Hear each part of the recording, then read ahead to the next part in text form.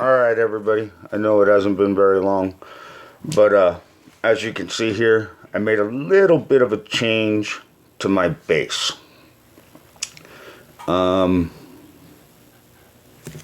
Taking the ER that's here by P1 and moving it up here, leaving that over there with a nice little juicy minefield. So, as you can see, it's a little bit up and down. This is a 306. My time was 306. His time was 309.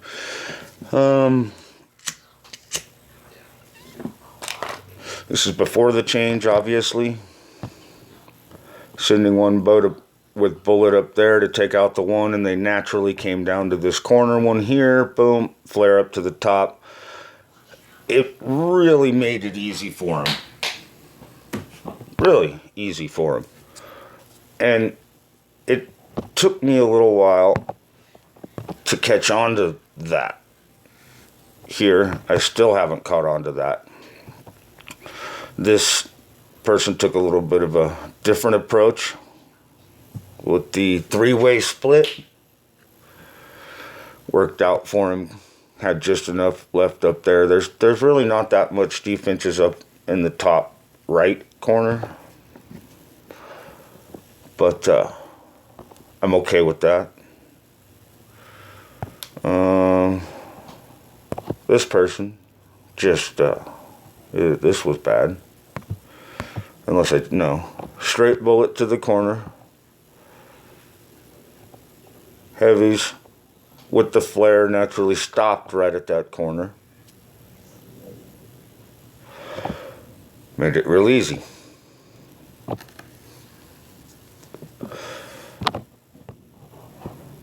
This goes on for a little while longer, you know. Still haven't caught on to the fact, you know. This gentleman, two boats to the top, they naturally come down, you know. It just was a huge weakness. Huge weakness. Just absolutely huge. Here again, this was a good fight. This was real close. I'll show you both sides of this. He sent bullet up top, and again, right to the corner they go, and just nothing. If this was a GBE game, simple. That just, you know, it's just simple. Here's my attack against him, just because this was one of those 1 second losses.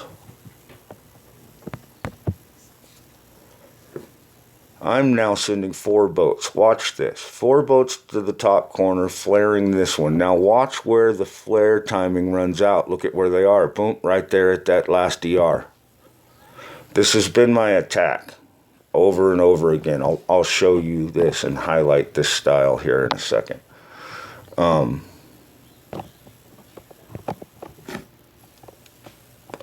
here I made the change.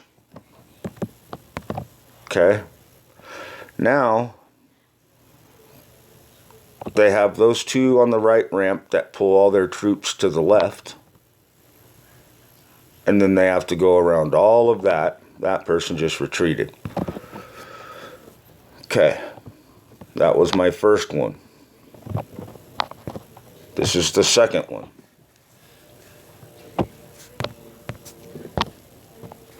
Sent bullet to the top. And came down here and heavy rushed. Makes sense. But he flared too soon. Bullet didn't finish off the top ER.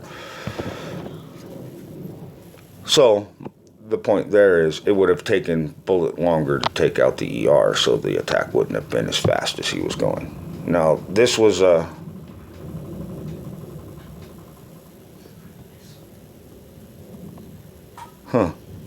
If you look at those times right there, it says my time is 3:12 and oh, I didn't notice the 2. Never mind. This is the third attack against this base style. So now they're launching to take out those 2 middle and having to wait before they launch the rest to get them to do the split up to the top. That takes time. And then it's just clearing down below here. But if you have just enough defenses up here to slow down that top attack, I got lucky and actually took out, with my mines and what defenses I had there, took out one boat completely. So it forces you to put a couple more troops up there than this was a close battle. Forces you to use more troops over on the right side. See, he has to send 3 boats to get up there. Now, yes, he's waiting. Now flares, and it's just the basic heavy rush from there. He has shock knuckles. Nice touch. Doesn't really help when you're running heavies. So, the point in showing the new base is, from here down was before, from here up is after. I just noticed that the base helped me do this. So, collect that real quick just because we're here. Nice little juicy chest. Num num num num num. Let's see where we are now. So I can get med kits.